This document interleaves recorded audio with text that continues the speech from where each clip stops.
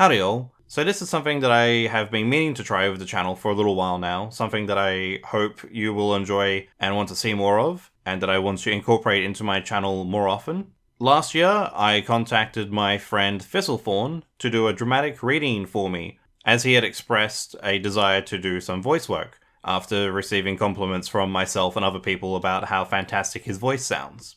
He accepted, and I provided him a series of short stories I had written for my studies in 2020 to choose from, and he chose the story Dangerous Way Home. There'll be links to his Twitter and his Twitch in the description below. Please go give him some love and support, because he is fantastic, and he was so gracious to do this for me, even though neither of us had ever done anything like it before. So my directing was probably not the greatest, and he did a fantastic job despite my lack of directing experience and knowledge. So I hope you enjoy this, the dramatic read of Dangerous Way Home by Thistle Thorn. Dangerous Way Home. The cold wind howled as it wrapped around the giant crumbling towers of glass and concrete. A lone figure stood on the cracked and uneven street, staring up at the sky. It was starting to get late, with the sun beginning to dip below the hills just beyond the city. He grimaced as the blue sky slowly grew darker behind the sporadic clouds. Jerry, it's time to go, he spoke with a lightly gruff voice, which matched his young yet rugged face.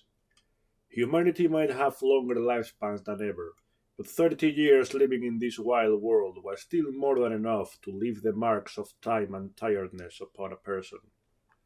Oh, but I've only managed to find like half of what we need, came a complaint from the nearby bushes. A minute later, after much rustling and some cursing, a young woman stumbled out into the street. She picked a strange beetle off her sleeve and placed it on a leaf before turning back to her companion. She took a mental note of all the bushes and trees around them, scanning them quickly for any obvious signs of the herbs and flowers they needed. It's fine, we can come back for the rest tomorrow. It's getting dark. This place won't be safe for much longer, the man responded, turning his attention from the sky to the closest tower. To the untrained eye, it was just an ordinary ruin, impossibly tall and filled with useless relics of the past. He, however, could see past the cracks and dust, and spy the signs of lurking danger. Broken windows were commonplace, but ones that were missing entirely meant the building was to be avoided. It could be the work of bandits who want to give themselves a good vantage point for sniping, or a place to throw out the leftovers from meals or deceased captives. Other possibilities were giant spiders, though their large webs usually gave them away pretty easily, and smaller species of dragons or drakes. Creatures like those would typically find towers that had large holes in the side to nest in, but in the deeper areas where the wilderness was far more overgrown, they would pop out of windows. For some it was to let other large creatures to accidentally wander into their doom. For others it merely served as a makeshift door. Oh, come on, Tachi, just a little bit longer? I mean, how bad could it be? Nobody has seen anything in this area for decades. Just because nobody has seen anything doesn't mean there isn't anything. Tachi rolled his eyes a little as he turned to inspect another tower. Jerry sighed heavily as she staggered over to his side, giving him an annoyed glance. See, over there. Jerry looked up at Tachi, her eyes tracing along the length of his outstretched arm until they found where he was pointing. A gargantuan web, spanning the gap between two towers, glistened in the fading light. The most concerning thing was that the web was empty, meaning that it was freshly made. Oh, oh no, Jerry whispered, wrapping her fingers tight around Tachi's arm. You can say that again, but at least it's a web weaver. It'll most likely keep to himself and feed off the birds and moths, but we should still inform the village. And we should go home, Tachi said firmly, looking down at his young companion. Jerry kicked the tip of her boot against the road before groaning a bit and nodding in defeat. As much as she wanted to gather more of her medicinal plants, she wanted to avoid being bug bait even more so.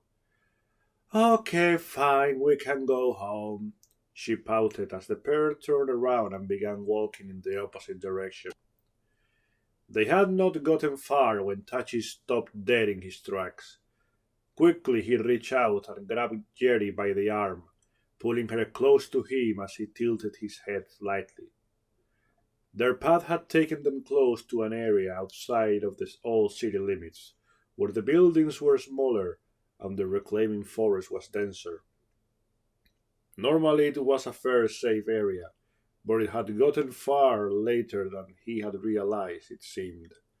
The forest was starting to wake up. Hey, Tachi! What are you doing? The girl growled, trying in vain to pull herself free of his grasp. The man just hushed her, putting a single finger to his lips while he focused. Jerry just stared at him, equally as confused as she was annoyed. He had been the one insisting they left, so why was he stopping all of a sudden? Then she heard it.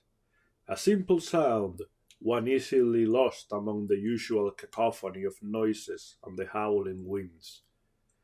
The cracking of wood and crumpling of dead leaves, a normal enough sound, but it was the noise that accompanied it that drained the color from her usually rosy pink cheeks. A combination of clicks and chirps, punctuated by a soft, low whistle, the trademark chittering of a predator. What is it? I can't see anything, Jerry whispered, fear quickly seeping into her voice as her eyes darted around trying to find the beast. The denser foliage made for good hiding spots, and the clear path they stood on left them open to hungry eyes from any direction. She swiveled her head about to see behind them, but there was nothing. Above them she could only spot branches and leaves. Don't know, but it's nearby. It hasn't attacked us, so I don't think it's noticed us yet. Area is too dense for it to be a runner, so we might be able to make a break for it. On the count of 3, you run as fast as you can. The fields aren't far off, and you'll be safe if you make it to them. What about you? I'll be right behind you. Now, 1. Jerry nodded solemnly and took a deep breath as Tachi let go of her arm. Slowly and purposely she turned to face down the path and readied herself for a long sprint. 2. Tachi drew a sharpened length of jagged metal from a sheath hidden beneath his coat. Covered in rust and with a makeshift replacement handle, his machete had seen better days. It was mostly for show to scare bandits and troublemakers, but it was days like these he hoped it was still as deadly as it looked. 3! He slapped Jerry gently on the shoulder. Together the pair took off like a pair of emus. Almost immediately they could hear the sounds of something crashing through the forest behind them. Whatever it was, it had noticed them and given chase. Jerry, being the sprightlier of the pair, began to gain ground on Tachi. He had expected this, given her youth and smaller stature. Thankfully, he knew this meant that whatever was on the hills was more likely to go for him, if it got close enough to strike. Soon enough, Tachi had lost sight of Jerry as she weaved around several bends in the path ahead of him, which made him an even more likely target for attack. In fact, he was counting on it. Skidding to a stop, he tightened his grip around the hilt of his weapon. No sooner than he had come to a halt, a man-sized lizard burst onto the path beside him with mouth agape. It twisted its head in an attempt to gobble up the man. Unfortunately for it, Tachi wasn't so easily eaten. He thrust the rusted machete forward, piercing the soft roof of the creature's maw as it closed around him. Instinctively the beast jerked away from the pain, not having expected to be attacked by its meal. This did not deter it for long, though, as it lunged forward again, but it was just enough time for Tachi to evade the attack In a deft motion, as the creature was reared back, he had rolled forward towards the beast. This left him lying on his back beneath the creature's neck as it snapped at where he had been. Before it could realize what had happened, Tachi slashed upwards and across the reptile's neck. He grit his teeth and turned his face away as a splatter of thick red blood slopped down onto him.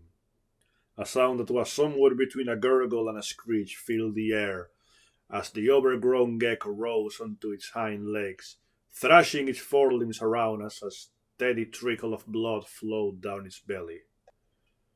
"Oh crap!" Tachi spat as he threw his weapon aside and rolled out of the way, just in time to avoid being crushed as the animal's body hit the ground with a loud thud.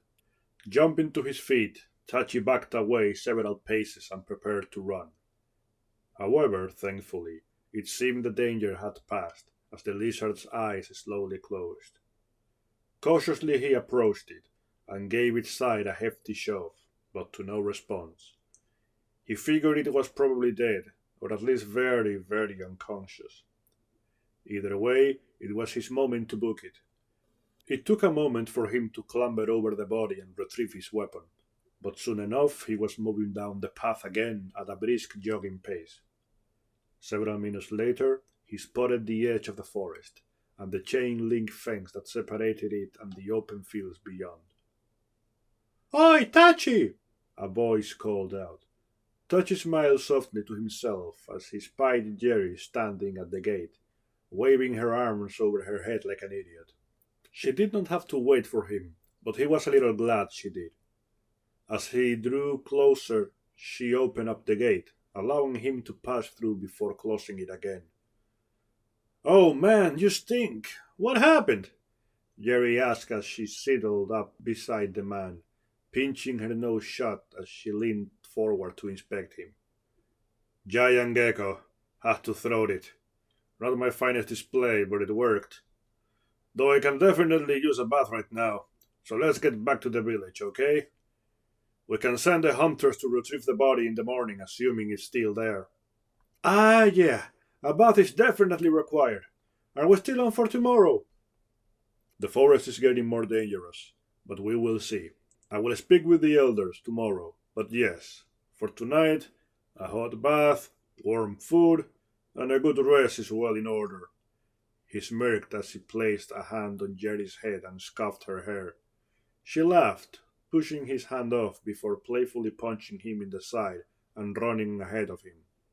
It was times like this that Tachi was glad he had settled in this village and gave up his life as a wanderer. Sometimes he even forgot why he was a wanderer in the first place.